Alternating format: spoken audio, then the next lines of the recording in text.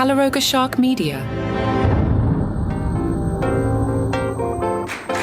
Hey there, I'm Johnny Mac with your daily comedy news. Busy one today, busy few days coming up. I'll talk you through all that after the break. Let's get to the news. Andrew Schulz has taped a new pregnancy-themed special called Life that will premiere on Netflix on March 4th. Filmed at New York's Beacon Theater, it is Andrew's second for Netflix. The special is billed as the comic's most personal yet. He offers a look at the hilarious and humbling journey of trying to start a family, breaking down the chaos of IVF. From pumping out samples, I appreciate you keeping that clean, to dodging emotional landmines, it's raw, real, and will make you grateful your swimmers probably work. Apparently, the producers of Night of Too Many Stars must listen to this program, because I told you the guest lineup, I don't know, earlier this week, late last week, and I commented that they released the news on a very busy news day and it was going to get lost, and they must have heard me and done another kick, because on Wednesday, both Variety and The Hollywood Reporter announced this as if it hadn't already been announced. Unless I'm clairvoyant, I don't know where I originally got the story from. But anyway, we're pretending this is news. Chris Rock, Adam Sandler, Amy Schumer, and more will perform at the Night of Too Many Stars comedy event on Monday, March 31st at the Beacon Theater in New York City. Jon Stewart is your host, as previously reported by Daily Comedy News.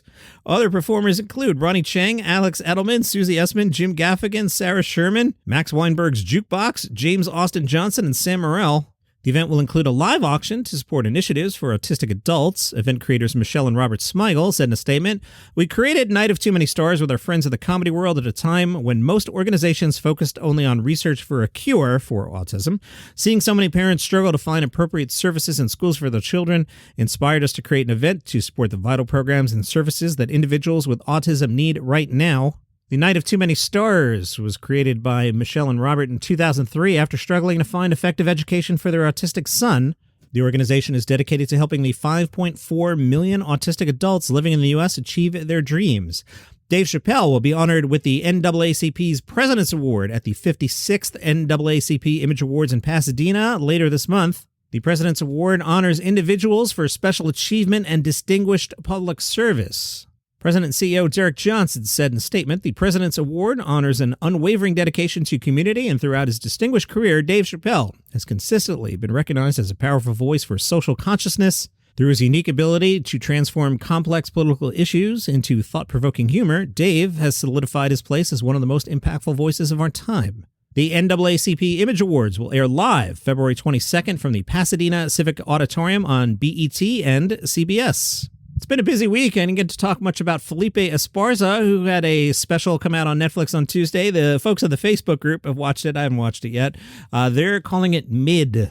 Icon versus Icon did just a fantastic, really great interview with Felipe. I'll pick at it over the next, maybe not even the next few days because it's really busy. I'll explain that after the break. But I'm definitely going to pick at it. But they asked really good questions. But we'll start at the beginning. Felipe says, "When I started doing stand-up comedy, there was no social media yet, so I had to go to a library to look for books on how to do stand-up comedy and write jokes. So I read a couple of those and checked out a couple of comedy DVDs and CDs that I took with me with stuff like George Carlin, Paul Rodriguez, and Rodney Dangerfield." Remember, Paul Rodriguez was pretty big. He's become forgotten, and I think some other later generation comedians stole his corner. But Paul was really big. He had a sitcom called AKA Pablo on ABC that I really liked. Anyway, it was stuff like George Carlin, Paul Rodriguez, and Rodney Dangerfield. I just went and consumed all that comedy. That's where I started learning how to write jokes.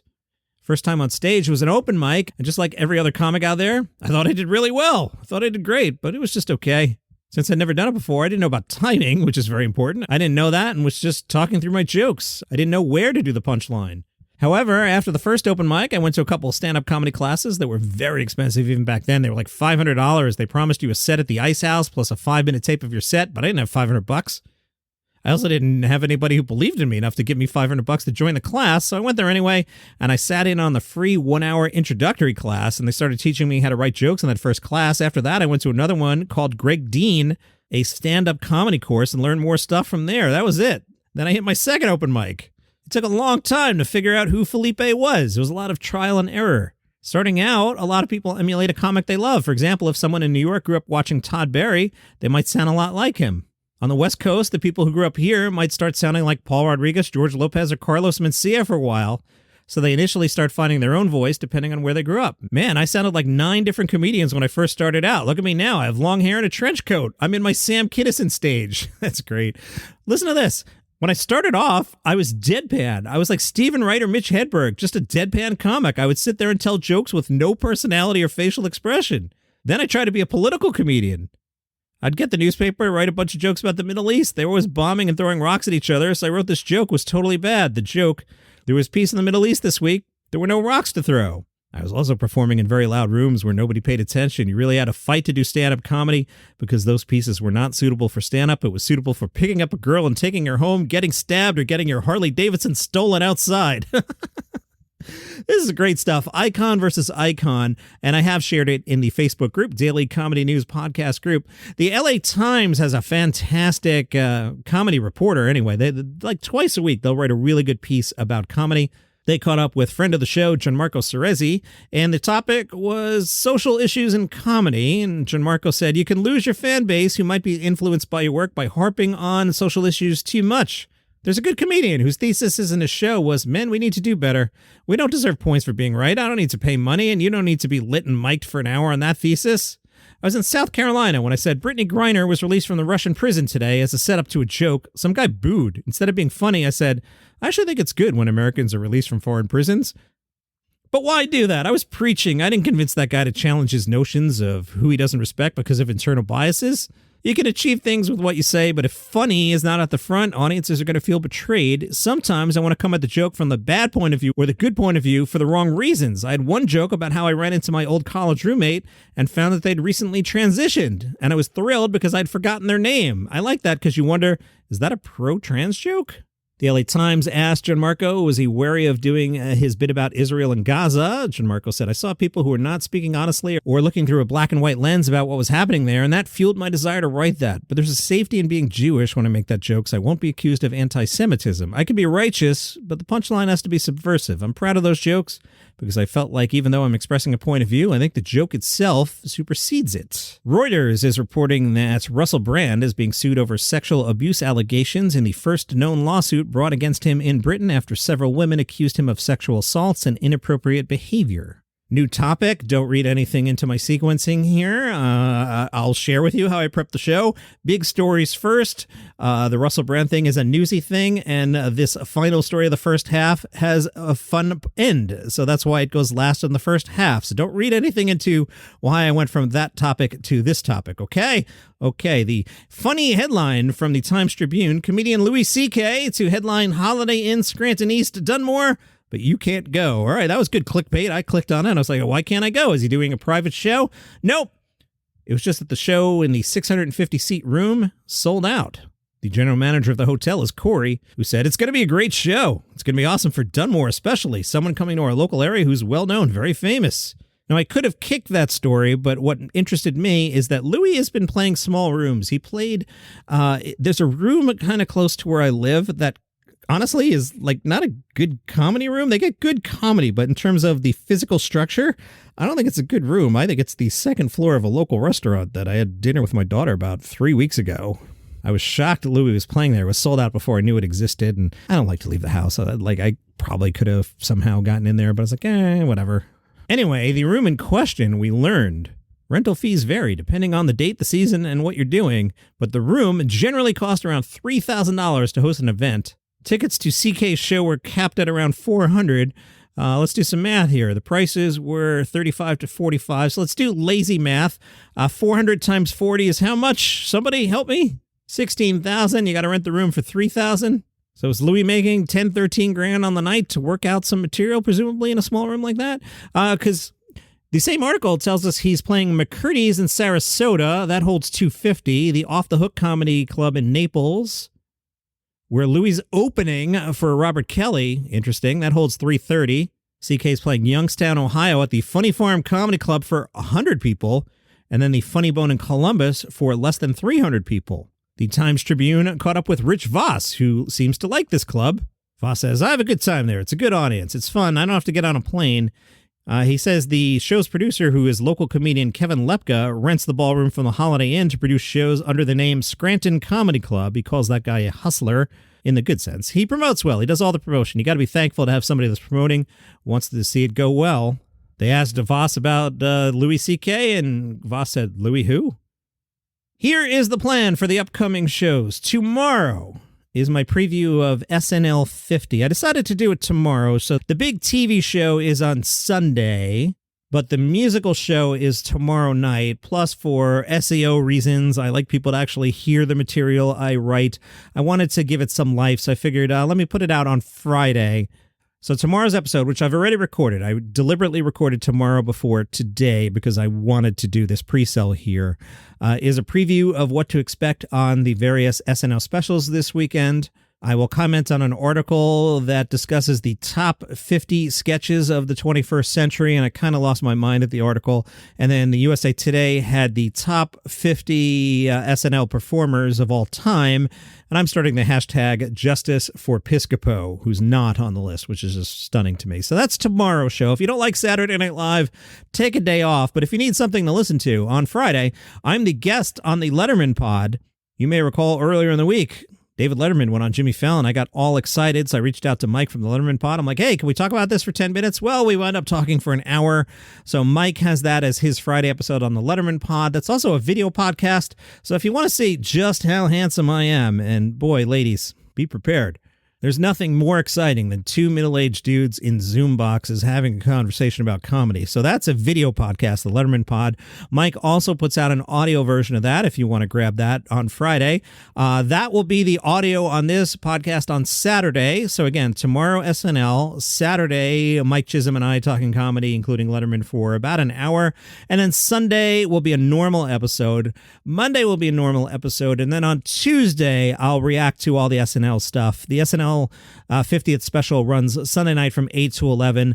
Could I record at 11 p.m. on a Sunday night? I could, but I think we'll all get a better show out of it if I wake up on Monday and just collect everything, because there'll be after party stuff and reaction stuff. So I'll do that all on Tuesday. Okay, again, tomorrow's SNL. Saturday is Mike from the Letterman Pod. Sunday and Monday normal. Tuesday SNL reaction. While we're doing homework type stuff, it's been so busy. I wanted to pick up on that piece I played from Gaffigan and Tom Papa the other day, where they were talking about the possible comedy bust. I've heard Papa mention that a few times. Now, he's got his ears on the ground. He's out there doing it. I'm a guy in a basement recording a podcast. I find it interesting that Tom Papa is worried that comedy is slowing down. His premise, as he explained it, is that it seems like big comedians are pushing tickets harder than they've had to in the past. I mean, there is a lot of comedy out there. You've got, obviously, the weekly Netflix special. You've got the monthly Hulu special. But, maybe you guys are hurting the cause and there's no reason to go out and see somebody because you can just sit home in your comfy chair and watch. There's more than one special a day, right? Was it Decider who kept track of that? Say there's 400 on YouTube in a year and 365. I mean, how much comedy are you going to consume? So Papa might be on to something there. And he also talked about how just everybody is in their own little silo now. So maybe Papa's right about how comedy's getting siloed and the audiences aren't crossing over. There's obviously the Austin bro dude scene. There seems to be the axis of clean comedy, which is Papa, Gaffigan, and Seinfeld. They are Nate's adjacent. They are Brian Regan adjacent. Maybe we could do the Clean Comedians World Tour. I don't think Jerry or Jim would need to do that, but you get what I'm saying there. There's kind of that lane. There's the alt scene. There's the Atlanta scene. Most of the conversation gets swept up in the bro dudes and the video podcasters. Anyway, I just thought it was interesting. So we'll see if things slow down. Because I shuffled everything, this story would have been in Saturday's podcast, but let me just remind you, on Saturday, Joel Kim Booster is the host of the 2025 Writers Guild Awards. Those are in Los Angeles at the Beverly Hilton. I spent a lot of time yesterday about that Peter K. garlic bread battle. In Metro, Jacob Hawley writes under the headline, "I'm a comedian. Here's where Peter K. went wrong."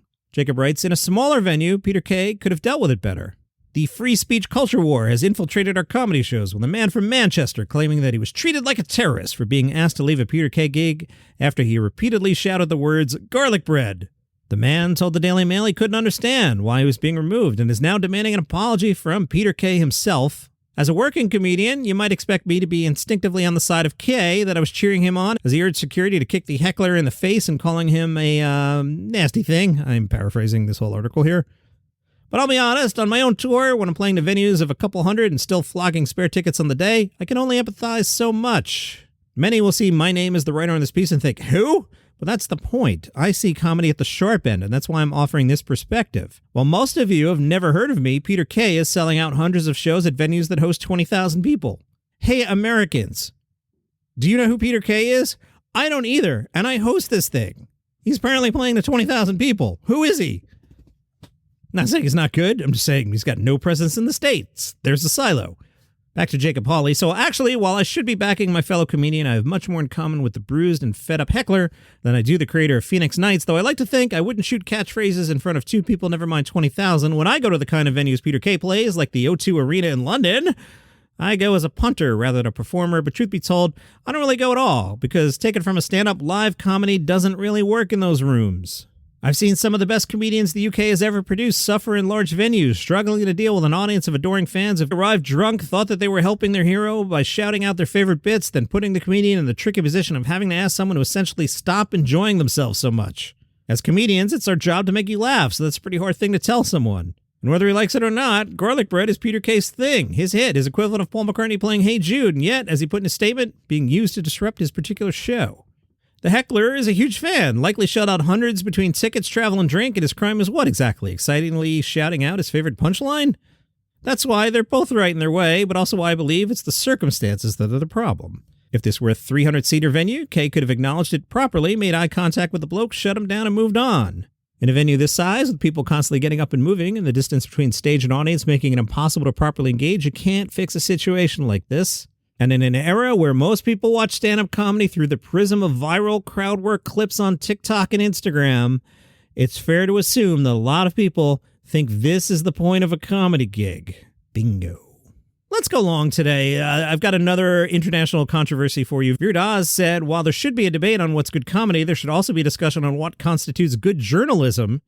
He weighed in on controversy surrounding influencer Ranveer Alabadia. Alabadia recently faced backlash for controversial comments on parents and sex during his appearance on the YouTube comedy show India's Got Latent. Apparently the media has jumped on this. Veer Daz on Instagram slammed the media's approach, calling it a bunch of irrelevant mainstream media anchors bordering extinction coming together to take down new media that gets 1 million more views. Whether you like the new media or not is irrelevant. That's also what's happening here. And while we debate what good comedy is, please debate what good journalism is, and the news that they should be doing, the questions they should be asking, and who they should be asking them to. A good artist will take their feedback head down, mouth shut, and maybe evolve. Either way, the consequences of your comedy and your career and audience are pretty instant. That's a natural process. Comedian Sammy Raina says he's removed all of India's Got Latent videos from his YouTube channel. Raina, who's got the popular YouTube show, said the comments made by Ranveer Alabadia had become too much for him to handle. And one more, Seth Rogen gave an interview to Esquire. He pushed back against the notion that comedy is now harder to pull off. I saw some people on Threads say, maybe ask a comedian about that. Rogen said, the complaint that comedy's harder than it used to be is not a valid complaint. Maybe it was too easy before, and why should it be? Why shouldn't it be hard? I like that my job is hard because I'm trying to do something that requires a huge amount of resources and people's time and energy. What do you wish you could say? What do you feel has been taken away from you? It's always funny when people are like, oh, they could never make the Diversity Day episode of The Office today. You could still watch it. I'm constantly meeting teenagers who love Superbad and who think it holds up. None of them are like, how dare you have said that? Hey, Seth, why don't you try and watch every episode of It's Always Sunny in Philadelphia? Why don't you try and watch every episode of Community? Things are pulled down, my friend. Rogen says, don't even worry about Trump being president again. It's not like we sit down like, all right, new president, what movie do we write? I assume that's what Adam McKay is doing, but it's not how we choose what we're going to work on next. All right. Busy day. Again, tomorrow, SNL preview, Saturday, Mike Chisholm, normal episode on Sunday. Interesting week here, right? A couple short episodes at the beginning of the week, and now all these long ones. Tomorrow's is long. Saturday's is even longer. This one's long. Good stuff. Join us in the Facebook group, Daily Comedy News Podcast Group. See you tomorrow.